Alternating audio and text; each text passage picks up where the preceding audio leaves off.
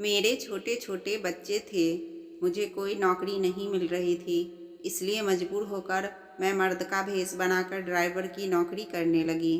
मेरे मालिक बहुत अच्छे थे, रोज़ मुझसे रास्ते भर बातचीत करते थे। एक दिन बातों ही बातों में उन्होंने मुझे बताया कि वह एक लड़की से प्यार करते हैं। मैंने कहा, यह तो बहुत अच्छी बात है। आप इतने जवान और खूबसूरत हैं, आपसे तो कोई भी लड़की शादी करने को तैयार हो जाएगी। लेकिन मेरे कदमों तले से ज़मीन निकल गई जब उन्होंने मेरी ही तस्वीर। मेरा नाम प्रेरणा है। मैं अपने माँ बाप की इकलौती बेटी थी। मुझे पढ़ने लिखने का कोई ख़ास शौक़ नहीं था, इसलिए मैंने 10वीं के बाद पढ़ाई छोड़ दी। मेरा ताल्लुक़ एक खाते पीते ख़ानदान से था। मेरे पापा 4 भाई और उनकी 2 बहन थी। शुरू से ही मेरे ख़ानदान में जायदाद की खातिर लड़ाई झगड़े चल रहे थे। पापा सारा दिन अदालतों के धक्के खाते थे, क्योंकि मेरे चाचा और दोनों बड़े पापा हमारे हिस्से की प्रॉपर्टी हड़पना चाहते थे। मेरे वक्त कुछ इसी तरह गुजर रहे थे कि मुझे खबर मिली थी मेरी सबसे अच्छी दोस्त अनु की शादी है। अनु के घर वाले बहुत अमीर थे। अनु मुझे अपने हर फंक्शन में बुलाती थी। मैं उसकी मेहंदी के फंक्शन में गई तो घर आते वक्त काफ़ी रात हो गई थी। रास्ते में एक तेज़ रफ्तार से गुजरती हुई गाड़ी मेरे पास रुकी और किसी ने मेरे मुंह पर कपड़ा रखा और मैं बेहोश हो गई। मेरी आंख खुली तो अपने आप को तहखाने में पाया। यहाँ पर पहले से ही कुछ लड़कियाँ मौजूद थी। एक बड़ा सा कमरा था। इसे मुझे समझने में ज़्यादा देर नहीं लगी। कुछ लड़कियों को यहाँ से कोठे पर बेच दिया जाता था और कुछ लड़कियों को क्लब में डांस करने के लिए भेजा जाता था। और यहाँ छोटे छोटे बच्चे भी थे।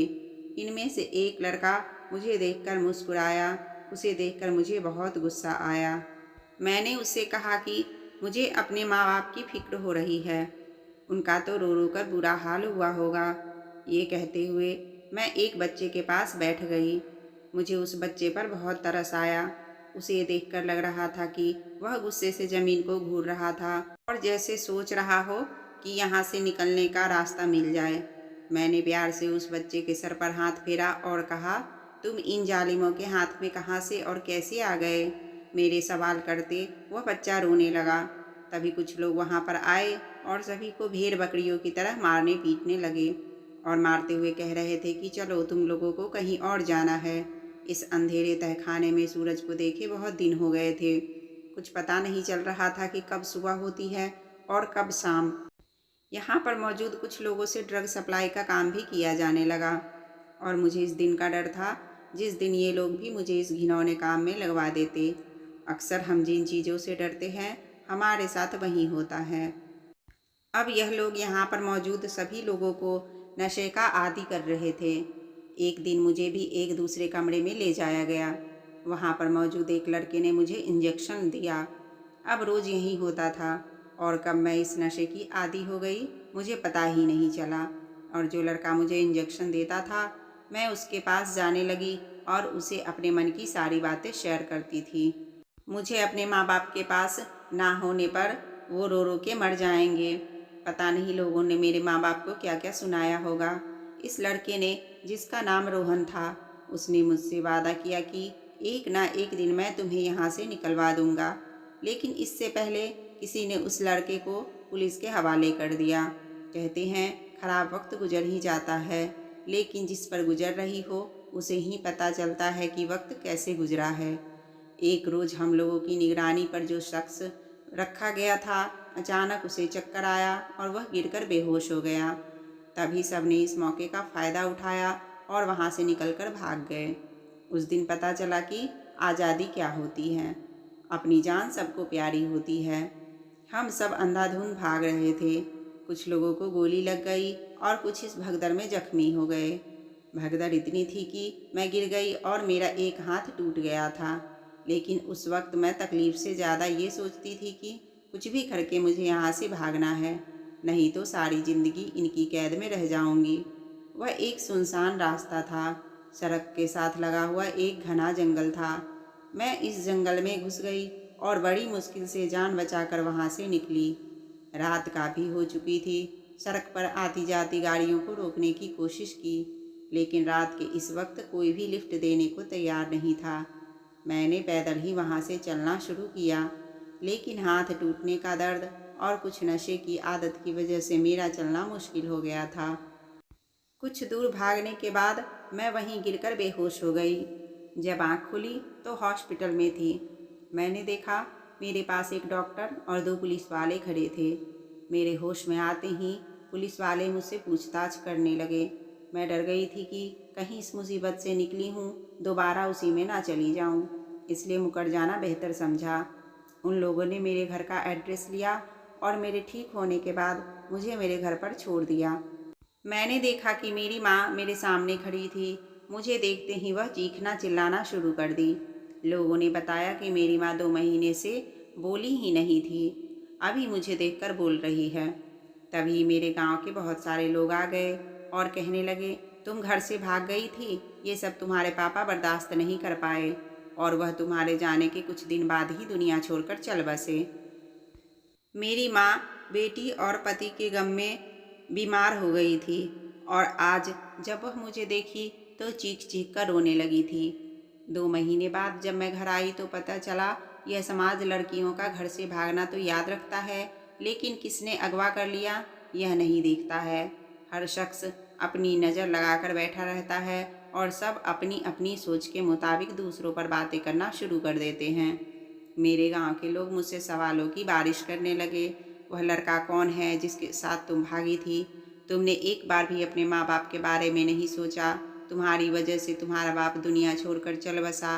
मैंने अपनी सफाई देने की बहुत कोशिश की, लेकिन किसी ने भी मेरी एक नहीं सुनी, इसलिए मैं चुप हो गई। लोगों ने मेरी माँ से कहा कि अगर तुमने अपनी इस बेटी को अपने घर में रखा तो तुम्हें इस समाज से बाहर निकाल दिया जाएगा। माँ ने उन लोगों को कुछ कहना उचित नहीं समझा, क्योंकि हमारी कोई सुनने वाला नहीं था। इसलिए उन्होंने उसी वक्त मुझे लेकर शहर में अपनी सहेली के पास आ गई। रात में हम उनके घर पहुँचे। उन्होंने हमें अपने घर के अंदर आने को कहा और एक कमरे में बिठाया। अभी हम सब बातें ही कर रहे थे, तभी मैंने देखा कि आंटी का एक बेटा था जो पागल था। वह हमारे पास आया और मुझसे कहने लगा कि तुम मेरे साथ चलो और खेलो। आंटी के बेटे अमन की उम्र लगभग 20 साल थी, लेकिन वह बच्चे की तरह ही करता था। उसकी जिद की वजह से माँ ने मुझसे कहा कि जाओ उसकी बात मान लो, नहीं तो यह तुम्हें परेशान कर देगा। मेरी माँ की सहेली ने बताया कि उनका बेटा एक बहुत ही काबिल पढ़ा लिखा इंसान था, अपने कॉलेज का बेस्ट प्लेयर था। एक बार कॉलेज में खेलते समय किसी खिलाड़ी ने उसके सर पर मार दी और वह बेहोश होकर गिर गया और पूरे 1 महीने हॉस्पिटल में रहा। उसकी हालत में सुधार तो हुआ, लेकिन उसके दिमाग का एक हिस्सा खराब हो गया, जिसकी वजह से यह बच्चों की तरह करता है। हम माँ बेटी आंटी के घर रहने लगे। अमन सारा दिन अपने कमरे में पड़ा रहता था, लेकिन मेरे आने से उसे एक अच्छा दोस्त मिल गया था। वह मुझसे ढेर सारी बातें करता। इसी तरह हमारा वक्त गुजरने लगा। आंटी का हम पर बहुत एहसान था, क्योंकि इस मुश्किल वक्त में उन्होंने हमें अपने घर में रहने की जगह दी। यह हमारे लिए बहुत था। मेरी माँ अपनी सहेली के साथ लोगों के कपड़े सिलती और मैं सारा दिन घर के काम करती। अमन के पिता अब इस दुनिया में नहीं थे। उनके घर में आंटी और अमन ही रहते थे। कुछ दिन बाद आंटी ने मेरी माँ से एक अजीब सी फरमाइश कर दी थी। वह अमन की शादी मुझसे करवाना चाहती थी। माँ ने आंटी से कहा कि अपने घर में पनाह देने की इतनी बड़ी कीमत मत मांगो, लेकिन आंटी ने एक शर्त रख दी, या तो उनके बेटे अमन से शादी करो या फिर अपना बंदोबस्त कहीं और कर लो। आंटी की यह बात सुनकर मेरी माँ ने मुझसे कहा कि चाहे कुछ भी हो जाएगा, मैं तुम्हारी शादी अमन से नहीं होने दूंगी। हम यहाँ से कहीं दूर चले जाएंगे। लेकिन पता नहीं क्यों अमन के साथ रहते रहते मुझे उससे लगाव हो गया था। वह चाहे जैसा भी था मुझे अच्छा लगने लगा था। मैंने माँ को समझाते हुए कहा, माँ अब हम यहाँ से निकले तो कहाँ मारे फिरेंगे, हमारा कोई ठिकाना नहीं है, इसलिए बेहतर यही होगा कि हम आंटी की बात मान लें। मेरे फैसले पर माँ रोते हुए कहने लगी, मेरी एक ही बेटी है और कैसा नसीब लेकर आई है। हम दोनों माँ बेटी एक दूसरे से लिपट कर घंटों रोते रहे और कुछ दिन बाद मेरी शादी अमन से करवा दी गई। मेरी शादी पर मेरी माँ बहुत रोई, पर मैं क्या करती, हमारी मजबूरी ने मुझे यह सब कुछ करने को मजबूर कर दिया था। इस तरह दिन गुजरने लगे। अमन मुझे अपना दोस्त मानता था, पर पत्नी का क्या मतलब होता है उसे बिल्कुल भी नहीं पता था। एक दिन मेरे दरवाजे पर एक भिखारन आई और कहने लगी, मुझे पेट भर खाना खिला दे बेटी, तेरी हर कामना पूरी होगी। उसकी बात सुनकर मुझे हंसी आ गई थी। मेरे नसीब में तो मेरा पागल पति है, तो इससे बड़ा दुख मेरी ज़िंदगी में और क्या हो सकता है। मैंने उनको खाना खिलाया तो उसने कहा कि जा बेटी, तेरा पति तुझसे बेइंतहा प्यार करेगा। उसकी बातें सुनकर मैं हैरान थी। प्यार कर सकता है, लेकिन कहते हैं कि दुआएं तकदीर बदल देती है। मेरी ज़िंदगी में भी कुछ ऐसा ही होने लगा। कुछ दिन बाद मैंने महसूस किया कि अमन के हालत में दिन प्रतिदिन सुधार होने लगा है। इस बार डॉक्टर को भी पूरी उम्मीद थी कि अमन जल्दी ठीक हो जाएगा। मेरा पूरा दिन उसकी देखभाल में निकल जाता, लेकिन मेरी मेहनत रंग लाई और उसकी हालत में सुधार होने लगा। अब वह पहले से बेहतर हो गया था, लेकिन वह ठीक होते ही पता नहीं मेरी सास को क्या हो गया कि वह मुझसे नफरत करने लगी थी। मेरे प्रति अमन को भड़काने लगी थी। इन बुरे हालातों में भी किस्मत ने मेरा साथ नहीं दिया और मेरी माँ की तबीयत बहुत ज़्यादा खराब हो गई। मेरी माँ के इलाज में मेरे ससुराल वालों ने साथ नहीं दिया और अचानक मेरी माँ इस दुनिया को छोड़कर चल बसी। मैं बिल्कुल अकेली हो गई थी। ससुराल में रहने का ठिकाना तो था, लेकिन मेरा अपना कोई नहीं था। मेरी माँ के गुजरने के बाद मेरे साथ अत्याचार और बढ़ गया था। मेरी सास मेरे पति से कहकर मुझे बहुत सारी बातें सुनाती। वह अपनी माँ के हाथों का खिलौना बन गया था। उसकी माँ जैसा कहती थी वह उन्हीं के इशारों पर चलता था। हम दोनों पति पत्नी साथ होते हुए भी एक दूसरे के साथ नहीं थे। हमारा रिश्ता बस यूं ही चल रहा था कि एक दिन मेरी किस्मत ने नया मोड़ लिया। अचानक मुझे पता चला कि मैं माँ बनने वाली हूँ, लेकिन अपने माँ बनने की खबर सुनकर मुझे थोड़ी सी भी खुशी नहीं हुई थी। वह हमारे आने वाले बच्चों के लिए ठीक नहीं थी। मेरे मन में यह था कि पता नहीं वह अच्छा बाप बन पाएगा कि नहीं। जो इंसान अच्छा पति नहीं बन पाया, वह बाप कैसे बन सकता है। इसी डर की वजह से मैं अपने बच्चों को इस दुनिया में लाने से डर रही थी। मैंने अपने मोहल्ले की एक औरत से बात की, जो सरकारी अस्पताल में नर्स थी। मेरी मदद करने को तैयार हो गई, लेकिन अस्पताल जाने के बाद पता चला कि मेरा अबॉर्शन नहीं हो सकता। अगर हमने इस बच्चे को गिराने की कोशिश की तो मेरी जान को खतरा हो सकता है। मैं अपना मायूस चेहरा लेकर घर लौट गई। वह 9 महीने मेरे लिए 9 साल के बराबर थे। किसी तरह करके 9वां महीना गुजरा और मैंने 2 जुड़वा बच्चों को जन्म दिया। एक बेटा और दूसरी बेटी थी। बच्चों को देखकर मेरे मन में अजीब सी खुशी हुई थी। अपने बच्चों को देखकर मेरी ममता तड़प उठी और मैंने उन्हें अपने सीने से लगा लिया। बच्चे की पैदाइश के बाद अमन और मेरी सास का रवैया पहले से कुछ बेहतर हो गया था। वह दोनों मुझे भले ही ना पूछते, लेकिन उन्हें बच्चों से बहुत लगाव था और मेरे लिए यही काफ़ी था। धीरे धीरे मेरे दिन कुछ इसी तरह गुजरने लगे और वह दिन मेरी ज़िंदगी का सबसे खूबसूरत दिन था, जब मेरे बच्चों ने मुझे माँ कहकर पुकारा था। यह बात वही लोग समझेंगे जिनका अपना कोई औलाद नहीं होता है। एक दिन मेरी सास और मेरे पति किसी काम से बाहर गए थे। वापसी पर आते वक्त उन दोनों का एक्सीडेंट हो गया और मौके पर ही उन दोनों की मौत हो गई। उनकी मौत की खबर सुनकर मैं फिर से टूटकर चकनाचूर हो गई। वह दोनों मेरे लिए कैसे भी थे, पर वहीं लोग तो मेरे बच्चों का सहारा थे। यह सब सोचकर सारी सारी रात मुझे नींद नहीं आती थी। अब हमारा गुजर बसर कैसे होगा। जो थोड़ी बहुत जमा पूंजी थी वह कुछ दिन चली, फिर धीरे धीरे हमारे घर में खाने पीने के लाले पड़ने लगे। एक माँ भूखी रह सकती है, लेकिन अपने बच्चों को भूखा नहीं रख सकती। मैं अगल बगल के मोहल्लों में काम करके अपने बच्चों का पेट पालने लगी, लेकिन एक अकेली औरत का कोई सहारा नहीं होता है, तो लोग उसे बेइज्जत करने पर तुले रहते हैं। जिन लोगों के घर मैं काम करने जाती थी, वहाँ पर उनके घर की गंदी निगाहों ने एक दिन मेरे साथ बहुत गलत करने की कोशिश की। फिर मैंने सोच लिया कि अब से मैं यहाँ काम नहीं करूँगी। अब मैं दूसरी नौकरी की तलाश करने लगी। एक दिन मैं यूं ही ऐसे ही भटकते भटकते जा रही थी कि तभी मुझे पता चला कि एक आदमी को ड्राइवर की ज़रूरत है। मैं गाड़ी चलाना सीखी थी, लेकिन फिर से परेशानी वही थी कि मुझे एक मर्द को गाड़ी चलानी थी। इसलिए मैंने अपना हुलिया चेंज कर लिया और अपने आप को मर्द के पोशाक में डाल दिया। कोई भी मुझे देखता तो यही समझता कि मैं एक मर्द हूँ। और मैं उस आदमी की गाड़ी चलाने लगी। वह साहब बहुत अच्छे थे। वह मुझसे अपने मन की सारी बातें शेयर करते थे। धीरे धीरे साहब और मेरे बीच गहरी दोस्ती हो गई थी। गाड़ी चलाते चलाते मेरा सफ़र भी अच्छा गुजर जाता। एक दिन बातों ही बातों में मैंने उनसे पूछा कि आपने अभी तक शादी क्यों नहीं की। उन्होंने मुझे बताया कि मैंने एक लड़की देखी थी और उसी से प्यार करने लगा था, पर ज़िंदगी ने ऐसा वक्त दिखाया कि मैं उसे ढूंढ ना सका। अपने झमेला में वह लड़की कहीं खो गई। वह किस्मत की मारी थी, पता नहीं वह किस हाल में होगी। साहब ने कहा कि वह अगले दिन उस लड़की की तस्वीर मुझे दिखाएंगे।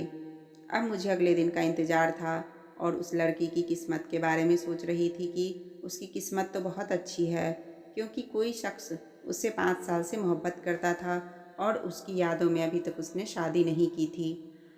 अगले दिन बच्चों को स्कूल छोड़कर मैं उस साहब को लेने गई। जब वह गाड़ी में बैठे तो कुछ दूर जाकर मैंने उनसे कहा कि मुझे उस लड़की की तस्वीर दिखाइए। कौन है वह खुशनसीब जिसे आप प्यार करते हैं। उन्होंने मुझे उस लड़की की तस्वीर निकाल कर दिखाई तो मैं अवाक रह गई, क्योंकि वह तो मेरी ही तस्वीर थी। वह तस्वीर तब की थी जब मैं अगवा हुई थी।